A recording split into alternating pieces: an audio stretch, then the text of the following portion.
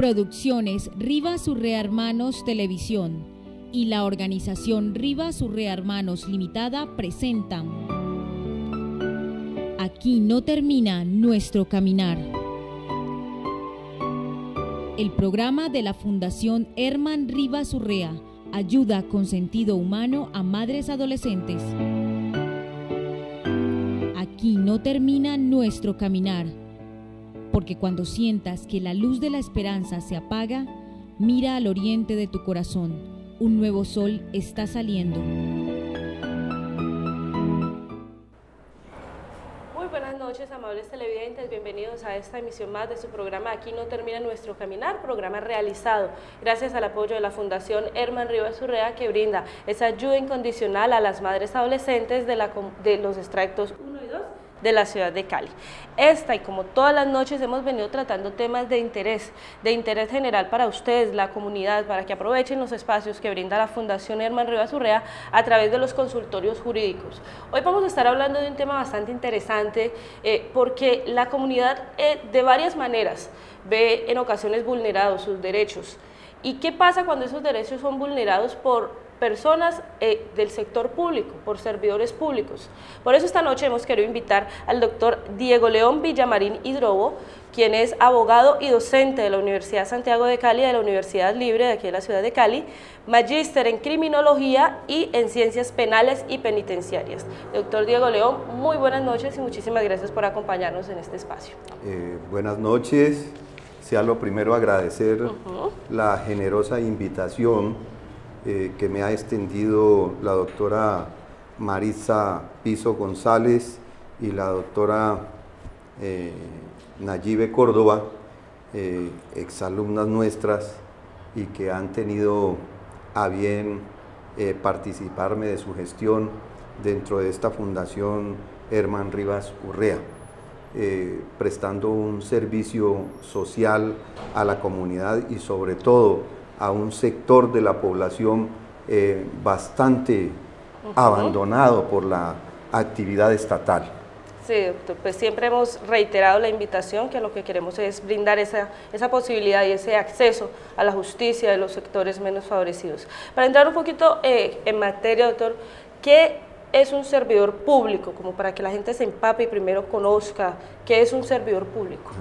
Bueno, un servidor público es toda persona que tiene un vínculo con el Estado y que desempeña función pública, ya sea de manera permanente o de manera transitoria, que le permite también a la vez disponer de los recursos y servicios de que es titular el Estado. O sea, eso sería un servidor público, una persona que representa al Estado, entes del Estado. ¿Cuál es la responsabilidad de un servidor público? Bueno, por mandato constitucional, en el artículo 6º, en el inciso 2º, establece que los servidores públicos son responsables por el ejercicio de esa función pública, pero igualmente por extralimitar y omitir esa función pública. Ellos son responsables también, como lo somos todos los particulares, por quebrantar la ley y la Constitución. Pero de igual manera, en el artículo 90 de nuestra Constitución Política, se establece una responsabilidad de carácter institucional del Estado, cuando, si bien es cierto, el servidor cumple conforme a derecho su función, pero el Estado no dota de los recursos necesarios, ni adelanta las campañas ni las políticas de orden social y estatal para que el funcionario se sienta respaldado y disponga de los medios para poder ejercer de manera adecuada sus funciones.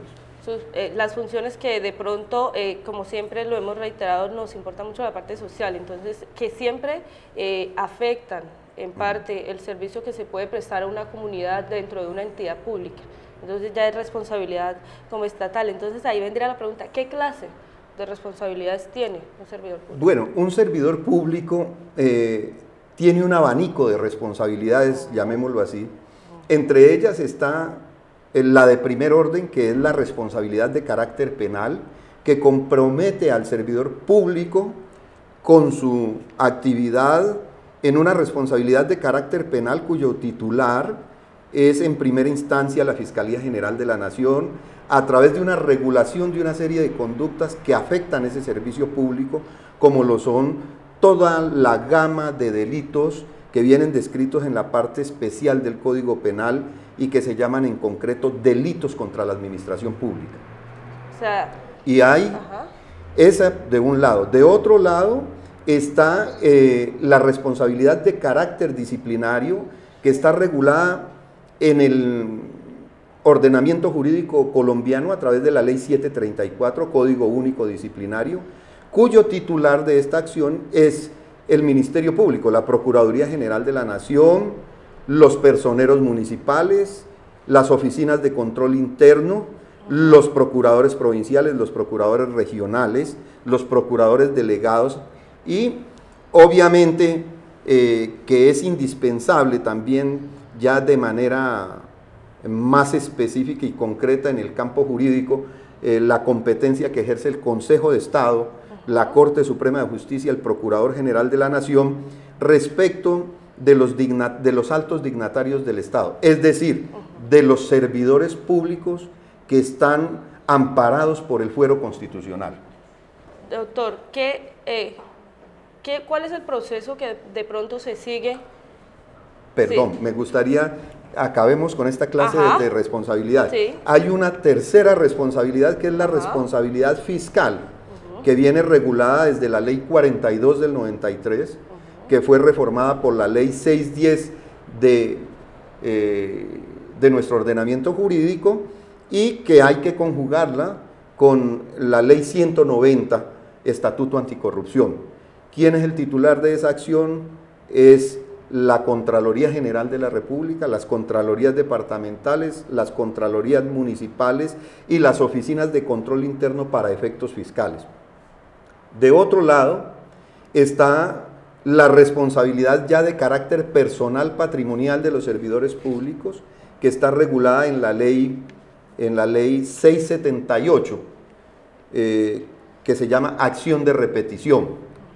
Cuando el servidor público comete conductas que están clasificadas como conductas dolosas o gravemente culposas, entonces el Estado en primera instancia paga una indemnización y luego el Estado puede repetir contra el servidor a quien se le ha aprobado, se le ha demostrado en previo juicio obviamente que actuó a título de dolo o culpa grave y tiene entonces en el evento de ser condenado que acompañar al Estado de manera económica en el pago de esa indemnización o por lo menos en un porcentaje del pago de esa indemnización. ¿Qué tan rápida puede ser una acción legal del Estado frente a un caso pues de una irresponsabilidad de un servidor público? A ver, allí falta establecer otra responsabilidad que es la de carácter administrativo, que se ejerce a través de la justicia contencioso administrativa, a través de algunas acciones concretas como la acción de nulidad y restablecimiento del derecho, como la acción de reparación directa o como la acción de las acciones contractuales. En ese evento, pues en nuestro Estado colombiano la crisis de la justicia es tan grave, tan grosera ya, que un proceso fácilmente te puede durar 7, 9 años de esa naturaleza. La congestión de los despachos judiciales es una cuestión, diríamos, desgastante y aberrante. Sí. De otro lado, mire usted lo que está pasando con la justicia penal. El Código de Procedimiento Penal dice que el proceso debe durar máximo 60 días y que en ciertas circunstancias se puede ampliar hasta 90 días. Yo tengo procesos para mostrar que llevan 4 y 5 años en el nuevo sistema, 3, 4, 5 años, y que no hay fallo todavía. Entonces allí ya viene los que estén afectados por esa situación, pues en determinadas circunstancias pueden demandar por falla del servicio de administración de justicia, pueden demandar por error judicial, pueden demandar por detención injusta en el caso penal, Y obviamente esos son procesos que, como le digo, pueden llegar a durar hasta más o menos los 7, 8 años. Y si va en segunda instancia al Consejo de Estado, pues evidentemente son 1 o 2 años más. Entonces, no se cumplen los términos establecidos en la misma ley. Doctor, yo quisiera hacerle una pregunta saliéndonos un poquito del tema. Sí. Usted como abogado, ¿cree que de pronto esta situación tan dilatante de la justicia hace que haya estos problemas sociales, que ya la gente prefiere tomarse la justicia por sus manos? ¿Cree usted que radica en parte por esos problemas en el sistema judicial? A ver, no necesariamente. Lo que ocurre es que en Colombia ha hecho carrera una situación de creer de que el Poder Judicial es el causante de todos los males de nuestra sociedad, cosa que no es cierta, pero tampoco es mentira en cierta parte, sino que hay que ser justo. En ese orden de ideas podríamos decir nosotros, recordando lo que manifestaba un gran penalista como el doctor Federico Estrada Vélez alguna vez en el Salón de los Cristales aquí en el Hotel Aristi, hace más o menos unos 15, 17, unos 20 años. Decía, de nada sirven las reformas penales si no existen reformas sociales. De nada sirve aumentarle la pena al delito de hurto si no hay empleo, si no hay salud, si no hay educación, si no hay autoridades con la capacidad de generar proyectos que mejoren la condición social y las condiciones de vida de la comunidad colombiana. Eso es lo que hace falta, capacidad en los líderes, entre comillas, políticos, porque es que hoy esos liderazgos están muy discutidos, porque es que son liderazgos de plata, no de capacidad intelectual, ni de capacidad académica, ni de experiencia, sino liderazgos de plata. Hoy ve usted una cantidad de candidatos, y lo vemos en el Congreso, congresistas que ni siquiera saben hablar en público, congresistas que nunca hacen uso de la palabra en las sesiones del Congreso. Entonces, ¿a qué van allá?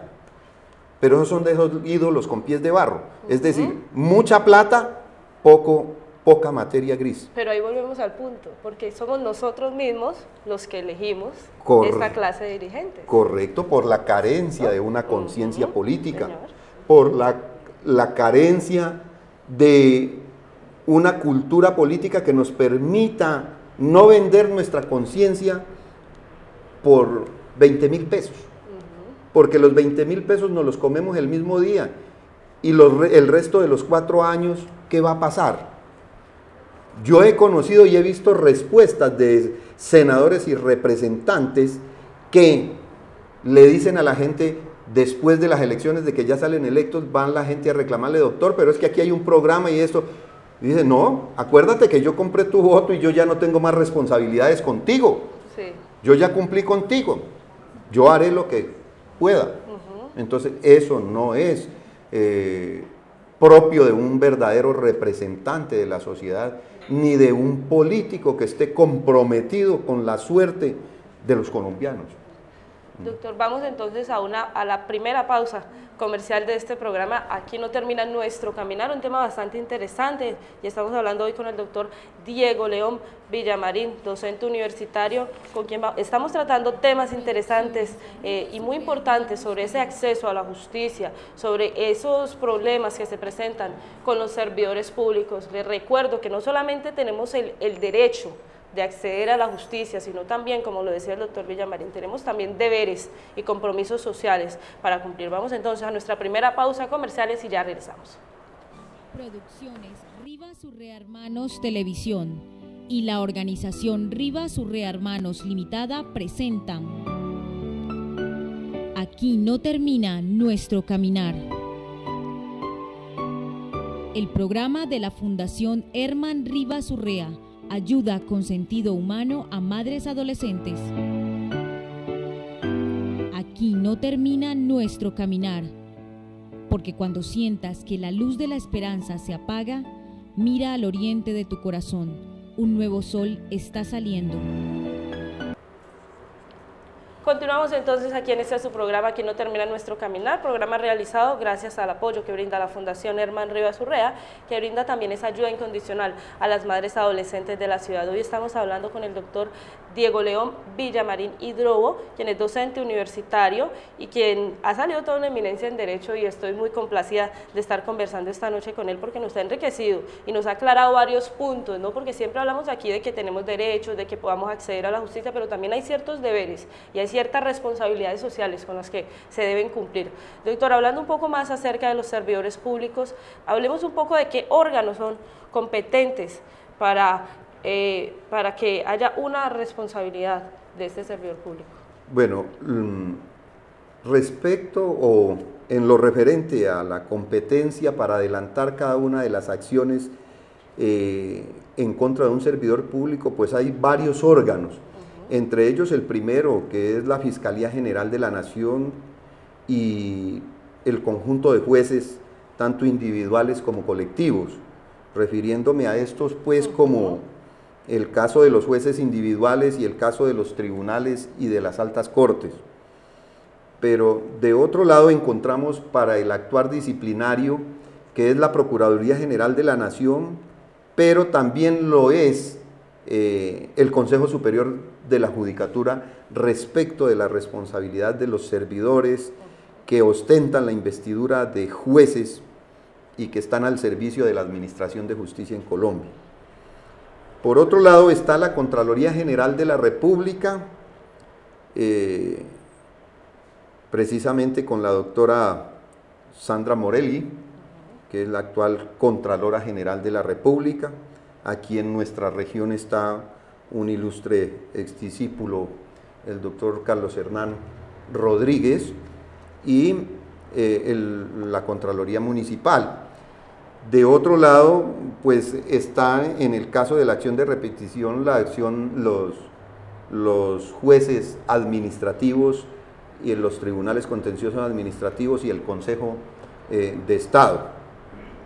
Pero existen otro tipo de formas de responsabilidad que deben ser agotados para otros servidores públicos en casos específicos, como el régimen disciplinario especial de los notarios, como el caso especial del régimen disciplinario para la DIAN, el régimen disciplinario para las fuerzas militares, para la policía, que son regímenes especiales, el caso del régimen especial para los guardas del IMPEC.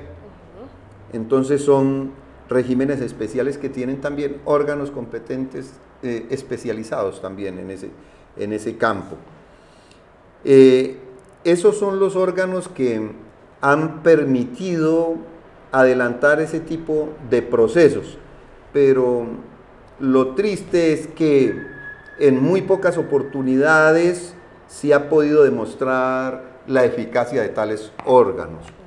De otro lado, porque se han presentado procesos con unas características muy específicas. Si tocamos nosotros, supongamos, el tema de los procesos que han afectado a personajes de gran poder, como los gobernadores, los alcaldes, y sin embargo vemos cómo hoy, en el caso personal, he podido presenciar en la práctica judicial y en la práctica de la litis, cómo frente a estos funcionarios no se ejerce el verdadero poder disciplinario y de responsabilidad fiscal. Pero si la acción recae sobre un mando medio o sobre un servidor público de baja categoría, entonces sí, entre comillas, cae todo el rigor de la ley.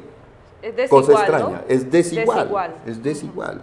Y a eso es un llamado a los dispensadores de la potestad disciplinaria, para que tengan en cuenta la humanización del ejercicio de esa potestad punitiva y de esa potestad disciplinaria y de esa potestad fiscal, porque si alguien necesita del cargo, son los servidores de bajo rango. Claro. ¿Ya?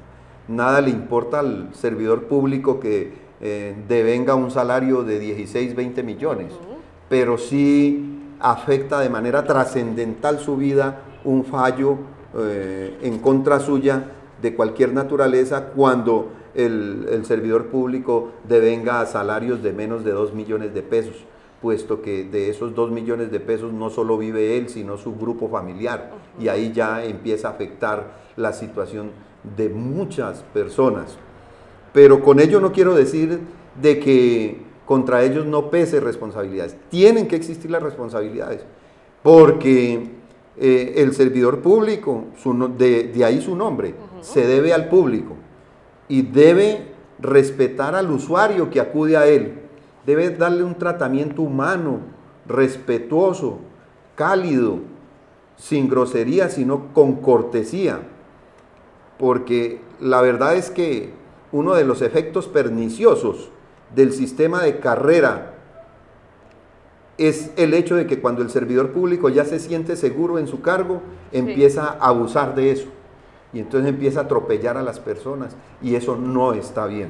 De pronto cuando una persona pues se le da un caso de este tipo, que siente vulnerados sus derechos, bueno, fui a tal entidad y sentí que de pronto este servidor público no fue justo conmigo, no solucionó la situación, ¿a qué entidad se debe dirigir esa persona del común? Ah, bueno. A ver, en primer lugar miremos qué normas respaldan al ciudadano de a pie. Sí. Hay un artículo expreso, que es el artículo 92 de la Constitución Política, que dice que cualquier ciudadano puede acudir ante las autoridades competentes para demandar la imposición de sanciones de carácter penal o disciplinario en contra de los servidores públicos. Pero por otro lado, está establecido el deber de ser escuchados estos servidores públicos por parte de los órganos competentes como la Procuraduría, pero es el papel fundamental y trascendental de las personerías municipales. Nosotros no vemos el actuar. Personalmente recorro todos los municipios porque en mi actividad profesional recorro la mayoría de los municipios, no solo del departamento del Valle, sino también del departamento del Cauca, y en mi accionar académico también, porque soy docente en varias universidades, en algunas de Bogotá, unas de aquí y otras del Cauca, y veo con profunda preocupación de que muchos personeros, la mayoría de personeros, ni siquiera saben del poder de que disponen, ni siquiera conocen las normas. Y eso ya es una crítica bien difícil, es decir, es una situación bien difícil, porque si yo no conozco la normatividad y las funciones que tengo, ¿cómo las puedo ejercer? Es que es triste saber que tienen la potestad de defendernos, pero no saben cómo hacerlo. Entonces también siempre es complicada esta situación. Doctor Diego León, triste que el tiempo se nos agota, el tiempo en la televisión es corto, pero quiero dejarle abierta la invitación para que nos acompañe en una próxima emisión y continuemos hablando de este tema de los servidores públicos, porque es muy interesante que las personas conozcan a qué tienen derecho, a dónde pueden acceder en el momento que sientan vulnerados sus derechos. Pero como usted nos aclaró hoy, porque siempre hacemos esa aclaración, tengo derecho a acceder a la justicia, pero no habíamos dicho que también hay unos deberes, ¿no?, para acceder a esa justicia, y usted nos ha hecho esa aclaración hoy. Esta entrevista, le cuento que ha sido bastante enriquecedora, especialmente para mí como ciudadana. Le agradezco que nos haya acompañado, es un honor tenerlo aquí y la invitación queda abierta. Primero les agradezco a ustedes el abrir estos espacios donde nos permiten desde la academia, y con ello estoy diciendo pues de la academia a las que yo sirvo, como la Universidad Libre de aquí de Cali, la Universidad Santiago de Cali, que nos permiten expresar y llevar conocimiento a la comunidad. Una comunidad bien informada de sus derechos también debe ser bien informada de sus deberes, porque cada derecho va acompañado de unos deberes, y eso es lo que generalmente la gente no conoce. Ya agradezco a ustedes y con el mayor de los gustos estaré por acá cuando ustedes a bien tengan volverme a invitar. Bueno, muchas gracias. A usted, doctor, muchísimas gracias, y a ustedes, amables televidentes, nos vemos el próximo miércoles a las 9:30 de la noche, donde tendremos otra emisión más de su programa Aquí no termina nuestro caminar. Buenas noches. Producciones Rivas Urrea Hermanos Televisión y la organización Rivas Urrea Hermanos Limitada presentan Aquí no termina nuestro caminar. El programa de la Fundación Herman Rivas Urrea ayuda con sentido humano a madres adolescentes. Aquí no termina nuestro caminar, porque cuando sientas que la luz de la esperanza se apaga, mira al oriente de tu corazón, un nuevo sol está saliendo.